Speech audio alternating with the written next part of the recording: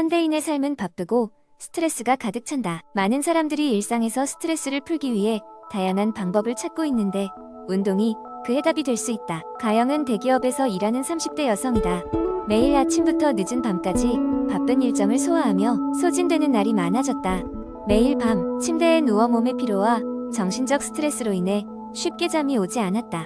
어느 날 가영의 친구 민지가 가볍게 말했다. 가영아, 너 운동 좀 해보는 게 어때? 운동이 정말 스트레스 해소에 좋아. 요즘 나도 매일 조깅하는데 기분 전환에 엄청 도움이 돼. 가영은 처음에 반신반의했다. 하지만 민지의 말을 듣고 스트레스를 해소할 방법을 찾던 차에 운동을 시도해보기로 결심했다. 첫 번째로 가영은 회사 근처에 위치한 헬스장을 등록했고 주 3회는 꼭 운동을 나가기로 계획을 세웠다. 처음엔 적응이 되지 않았다. 운동 중간중간 근육이 당기고 땀이 나는 것도 불편했지만 이상하게도 운동을 마치고 집에 돌아오는 길은 항상 상쾌했다. 몇 주가 지난 후 그녀는 운동이 몸에 익숙해진 걸 느꼈다. 가영은 걷기부터 시작해 점차 달리기도 시도했으며 주말마다 요가 클래스도 함께 들었다. 포장마차에서 회포를 푸는 대신 민지와 함께 운동을 하며 하루의 스트레스를 속 시원하게 날려버리는 것이 좋은 친구들과 함께하는 일상의 루틴이 되었다. 운동은 가영에게 단순한 신체 활동을 넘어 마음의 평화를 찾는 길이 되었다. 몇 달이 지나자 가영은 자신의 변화를 확실히 느꼈다. 회사에서의 업무량이 이전과 비슷했지만 더 이상 스트레스가 예전처럼 심하지 않았다. 곧잘 찾아오던 불면증도 사라졌고 깨어있는 시간 동안 더욱 명확하게 집중할 수 있게 되었다. 또한 가영의 겉모습에도 긍정적인 변화가 찾아왔다. 체중이 자연스럽게 줄어들고 안색은 밝아졌으며 무엇보다 자신감이 향상됐다.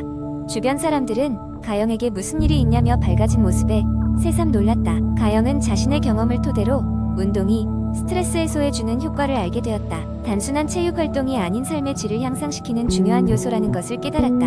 그녀는 이제 운동을 통해 얻은 긍정적인 에너지를 주변 사람들에게도 전파하려고 노력하고 있다.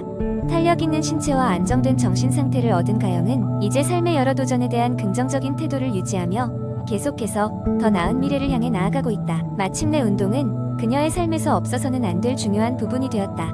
두 번째 이야기, 오랜만에 넉넉한 시간을 갖게 된 주말 아침. 나는 늘어진 체중을 바라보며 깊은 한숨을 내쉬었다. 이를 핑계로 운동을 소홀히 한 지도 벌써 몇 달째. 출근하느라 정신이 없었던 나는 그동안 어떻게든 시간 내서 체중을 관리해야겠다고 다짐했었다.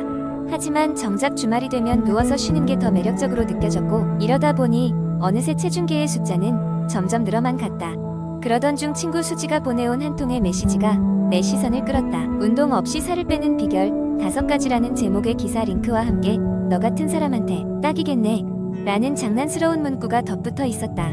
나는 곧바로 링크를 클릭해 보았다. 첫 번째 비결은 바로 식사 시간 규칙적이기. 한마디로 끼니를 규칙적으로 챙기는 것만으로도 살이 빠질 수 있다는 얘기였다. 나는 식사를 자주 거르거나 불규칙하게 먹는 경우가 많았다.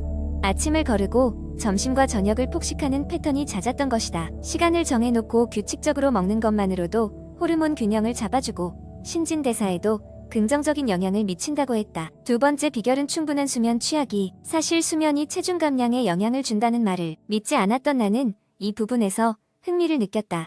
부족한 수면은 식욕을 증진시키는 호르몬을 활성화해 오히려 살이 찌기 쉬운 환경을 만든다고 했다.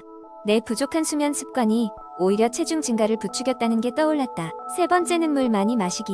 충분한 물 섭취는 신진대사를 높이고 포만감을 주어 과식을 방지하게 한다고 했다. 나는 커피와 탄산음료로 하루를 버티던 습관이 떠올라 적어도 물을 좀 더 챙겨 마셔야겠다고 과감히 결심했다. 네 번째 비결은 식단 관리 잘하기. 이것도 운동 없이 살을 뺄 수 있는 중요한 요소였다. 전반적인 식단을 개선해야 했지만 무리한 다이어트가 아니라 설탕과 인공 첨가물이 적은 건강한 음식을 선택하는 것이 관건이었다. 나는 인스턴트 음식을 줄이고 신선한 재료로 요리하기로 마음먹었다. 마지막 5번째 비결은 마음을 편안하게 유지하기. 스트레스를 받으면 우리는 무의식적으로 이를 달래기 위해 과식을 하거나 잘못된 음식 선택을 하게 된다.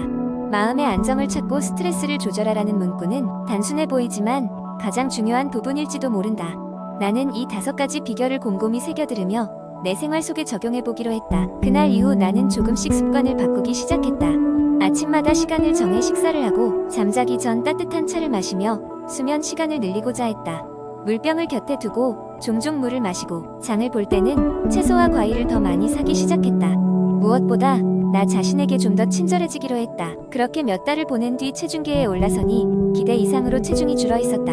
나는 그제서야 모든 것이 단순한 습관의 변화로부터 시작되었음을 깨달았다. 운동은 아니지만 생활 속 작은 변화들이 결국에는 큰 변화를 만들어낸 셈이었다. 그리고 그 변화를 유지하는 것이 진정한 다이어트의 비결이라 믿게 되었다. 나는 수지에게도 고마움을 전했고 그녀는 나에게 다시 한번 간단한 메시지를 보내왔다.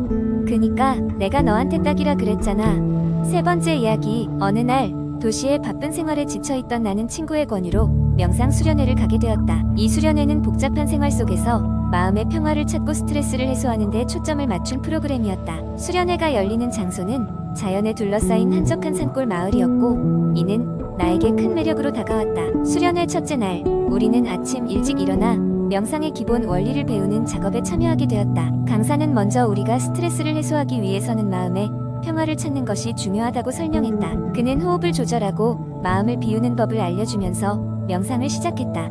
그는 숨을 깊게 들이마시고 내쉬면서 긴장을 풀도록 가르쳤고 공기가 폐를 가득 채우고 배를 통해 천천히 빠져나가는 과정을 의식하는 데 집중하도록 했다. 그 후 우리는 바디 스캔이라는 기법을 배웠다. 바디 스캔은 몸의 각 부위에 집중하여 그곳에서 느껴지는 감각을 인식하는 방법이었다. 이 과정에서 나는 평소 신경 쓰지 않던 몸의 미세한 부분을 의식하게 되었다.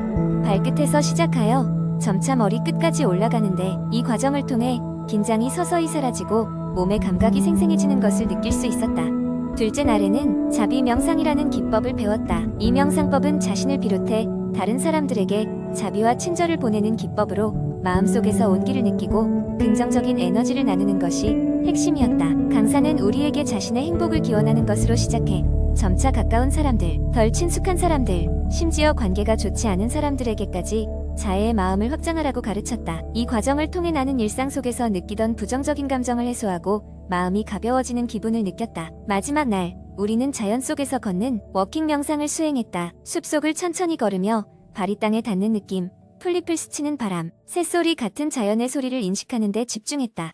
도시의 소음으로 스트레스가 쌓였던 나는 자연의 소리를 들으며 평화로움을 누렸다. 이러한 명상 기법들은 단순히 스트레스를 해소하는 것을 넘어 삶을 대하는 태도 자체를 변화시키는 데 도움을 주었다. 이 수련회를 다녀온 후로는 도시 생활 속에서도 짧은 명상으로 마음의 중심을 잡고 스트레스를 보다 효과적으로 관리할 수 있게 됐다. 이 경험을 통해 나는 명상이 단순히 스트레스를 해소하는 방법을 넘어 나 자신과의 깊은 대화를 통해 내면의 평화를 찾는 여정이라는 것을 깨달았다. 네 번째 이야기. 나는 매일 시간이 흐를수록 쌓이는 스트레스를 어떻게든 해소하려고 노력한다. 일상 속에서 실천할 수 있는 다양한 방법들이 있지만 그 중에서도 내가 가장 즐겨 사용하는 몇 가지 방법을 공유해보고자 한다. 첫째, 산책하기는 가장 간단하지만 효과적인 방법이다. 특히 바쁜 하루를 보낸 후 집 근처 공원이나 강변을 걷는 것은 나뿐만 아니라 많은 이들에게 추천하는 방법이다.